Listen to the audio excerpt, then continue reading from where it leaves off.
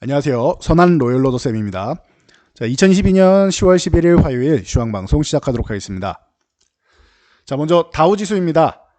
자, 다우 지수가 지난 우리 휴일 동안 계속 밀려 내려왔는데요. 고용지표가 잘 나오고 나서 밀렸죠. 고용지표가 잘 나오면은 긴축을 강화하는 거 아니냐라고 해서 밀렸고, 또 러시아 우크라이나 전쟁이 다시 한번 또 강화되는 분위기가 나오면서 이제 뭐 키우도 러시아가 이제 폭격하고 있었죠. 뭐 계속 밀리는 것 같더니 좀 발톱을 좀 감추고 있지 않았나 싶습니다. 그래서 뭐 현재까지는 전쟁은 지속되고 있다라는 정도로 해서 이틀 연속 하락을 보였습니다. 자, 그래도 이제 보면은 하락은 정체되는 구간이 나오고요. 어떻게 보면은 지난 최근의 하락에 대해서 바닥 하나 찍고 이중바닥성 움직임을 만들 가능성도 있습니다. 그러면은 이 하락 추세 밴드가 있죠. 하단, 상단, 하단, 그리고 이탈했다 회복, 그리고 상단에 부딪히고 다시 한번 밀린 상황. 여기서 이제 하락 추세 밴드 상단을 돌파하게 된다라고 하면은 바닥을 완성할 가능성도 있지 않느냐 정도로 볼 수 있습니다. 물론 아직은 아닙니다. 아직은 좀 기다려야 되고, 아직은 여러분들 공포감에 휩싸여 있는 구간인데, 이 구간, 이 하락 추세를 만약에 이겨내는 상황이 벌어진다라고 하면, 그러면 여러분들도 한숨 정도는 돌리면서 기술적 반등은 나올 수 있습니다. 그 전까지 조정 구간이기 때문에, 조정 구간에서는 전쟁이나 뭐 긴축이나 뭐 경기 침체나 안 좋은 얘기가 계속 부각되게 돼 있습니다. 심리를 더더욱 안 좋게 만들고 공포 구간을 만들게 돼 있어요. 그러다 보니 여러분들 지금 코스닥 보시면은 코스피는 한 2% 정도로 이제 밀리다가 아래 꼬리를 달았죠. 그리고 코스닥으로 넘어가 보면은 코스닥은 생각보다 더 많이 밀렸어요. 4%나 밀렸습니다. 왜 그렇습니까? 심리적으로 안 좋기 때문에 그래요. 심리적으로 안 좋기 때문에 그렇습니다. 자, 그래서 제가 이번 주에 만기일 보면은 제한적인 반등 정도는 가능성이 있다라고 계속 말씀을 드렸습니다. 자, 보시면은 포지션을 체크해 드리면은, 자, 지금 외국인들이 어디를 매매하고 있습니까? 285에서 290 사이 정도를 적극적으로 매매를 하고 있죠. 그러면은 지금 관건은 이 구간이 됩니다. 292.5를 포기할 거냐 아니냐. 그 위에는 그냥 깡통이라고 생각하시면 되고요. 깡통 나도 상관없고요. 크지 않으니까 금액이. 그런데 292.5를 외국인들이 그냥 포기할 것이냐, 아니면 이 구간을 한번 살렸다가 버릴 것이냐, 이게 중요합니다. 제일 중요합니다. 자, 이게 왜 중요하냐. 자, 여러분들이 보시기 편하게 지수 환산을 일부 해드리면은 이건 정확하지 않습니다. 이거는 상황에 따라 약간씩 이제 변화가 있고, 코스피 200 기준이기 때문에 추정치 정도라고 생각하시면 돼요. 약간의 변동성은 있다. 지수 환산으로 해드리면 이 구간이 왜 중요하냐. 이 구간이 어떤 구간이에요? 우리가 반등 목표치를 판단할 수 있는 구간입니다. 2200 위쪽으로 올라오는 거는 제가 기존에 말씀드렸지만 거의 뭐 확정적이다라고 말씀을 드렸어요. 2200포인트 아래로 내려가면은, 지금 약간 낮아져 있는 2200포인트 아래쪽으로 해서 하락이 크게 나오면은 외국인들이 손실을 본다. 2200 구간만 유지해줘도 풋옵션 매도해서 하락 포지션을 매도한 것에서 크게 수익이 발생을 합니다. 그리고 더욱더 큰 수익이 나려면 외국인들 입장에서는 제일 좋은 거는 이 구간 정도예요. 2200 한 70에서 90 사이.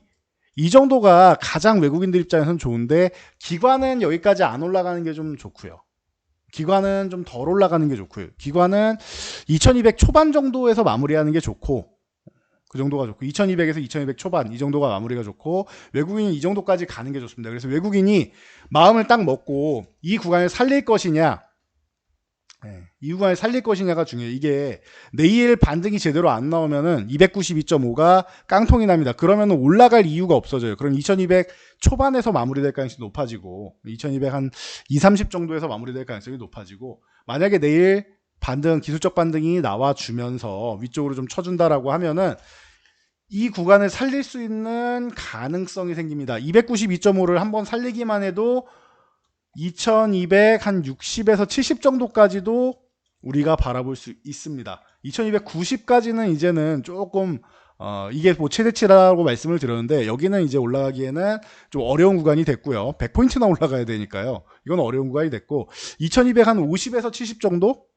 요거를 조금 겸손하게 잡아서 2250에서 70 정도, 최대치를 70으로 잡고 한 2250포인트 정도를 목표치로 잡으면 될 것 같아요. 생각보다 강하면은 70까지 올라가는 거고, 이 정도로 조금 목표치를 낮춰 잡으면 됩니다. 단 내일 만약에 상승이 제대로 안 나오고 292점으로 안 살린다, 외국인들이 전략적으로 이거는 버려도 풋옵션에서 수익 좀 나고 하니까, 그래서 살리지 않는다라고 하면은, 그러면은 뭐 2200 한 30 정도로 30 정도에서 마감하는 게 기관하고 타협점이 됩니다. 근데 마감은 30 정도에서 하더라도 한 50 정도까지 갔다가 30에서 마감한다거나 30대에서 마감한다거나 하는 것도 방법이 될 수 있습니다. 그래서 내일 주가 동향을 좀 잘 보시면 좋을 것 같아요. 자, 오늘 수급 동향을 여러분들이 보시면은 가능성은 좀 열려 있다라고 보시면 될 것 같아요. 외국인들이 오후장에서 주식을 던지는 걸 좀 받아냈고, 코스닥 주식도 보시면은 오후장에 외국인들이 매도가 1000억 이상 나왔었는데 절반 정도를 줄였어요.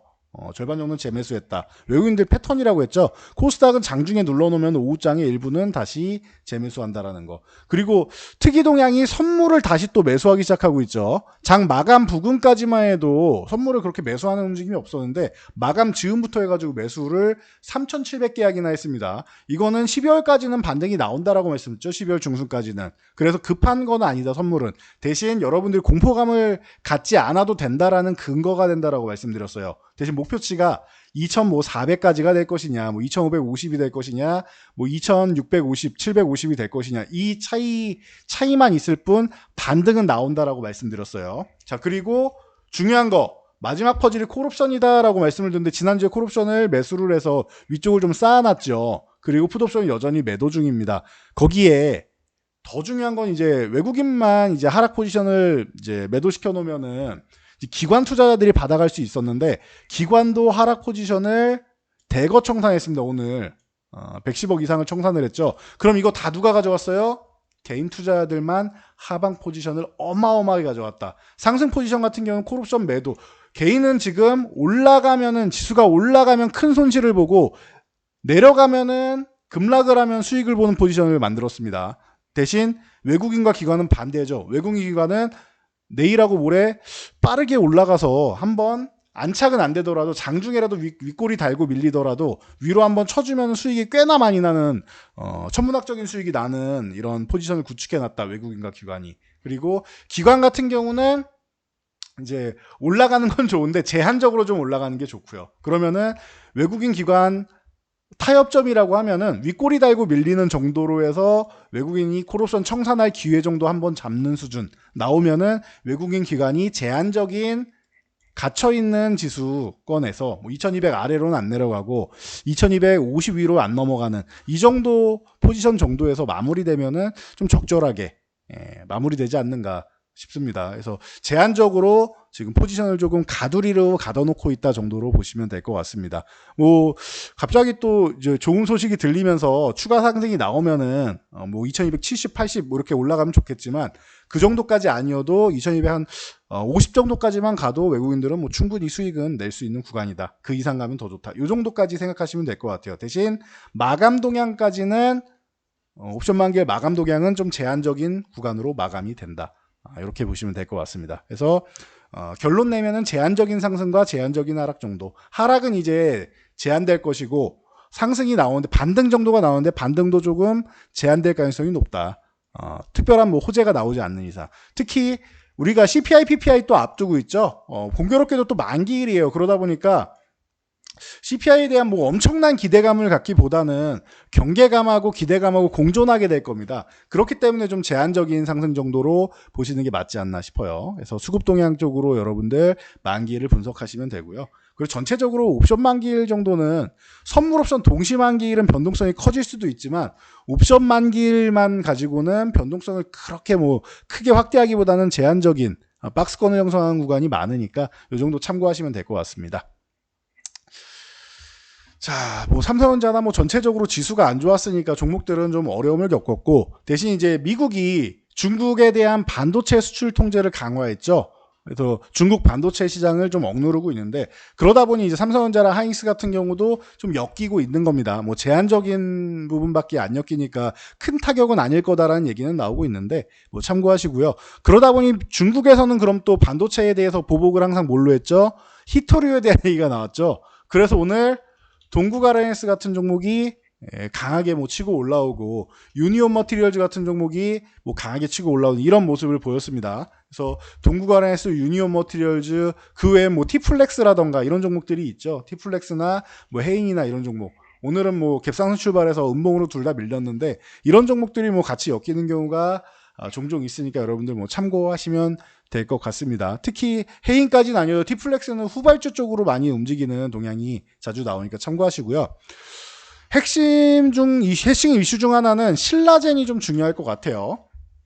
자, 신라젠 같은 경우가 지금 거래 정지 상태인데 상장 폐지 여부가 드디어 내일 또 결정이 납니다.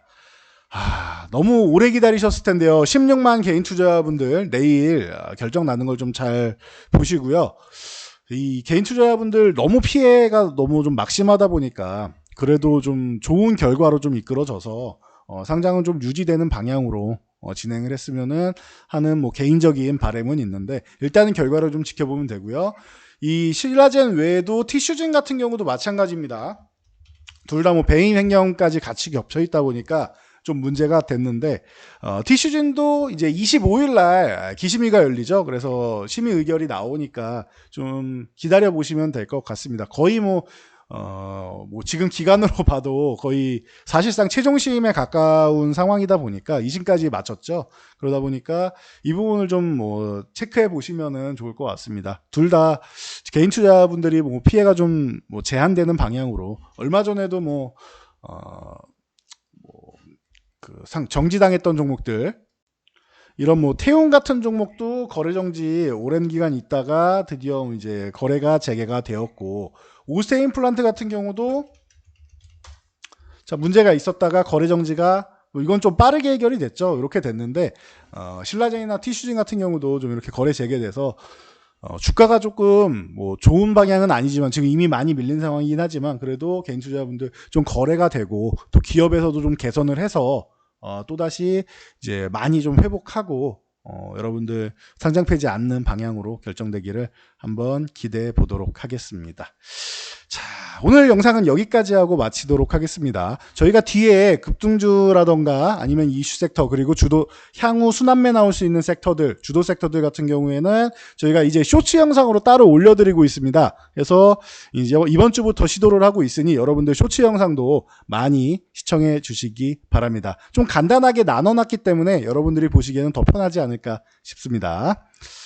자, 영상이 도움되셨다면 여러분들 주변 분들께도 저희 채널 추천 한번 부탁드리고요. 영상이 도움되셨다면 뭐 좋아요와 응원의 댓글 하나 남겨주시면 감사드리겠습니다. 자, 모두 수고하셨습니다. 어려운 구간이지만 잘 이겨내시고, 이 구간 지나면 또 12월까지는 또 반등 나올 가능성 높다라고 말씀드렸어요. 단기적인 부분만 여러분들 심리 잘 다스리시고 조금만 이겨내세요. 그러면은 또 이 구간에서 반등 나오고, 혹시 또 압니까? 이번 CPI 발표되는 게 이제 인플레이션 지수가 좀 이제 하락해서 7%대가 나오거나 이 정도가 되면은 그래도 조금 둔화가 되기 시작한다라는 얘기가 나올 수 있고 하기 때문에 이런 부분 좀 우리도 생각을 하면서 기대해 보도록 하겠습니다. 모두 수고하셨습니다. 좋은 밤 되세요.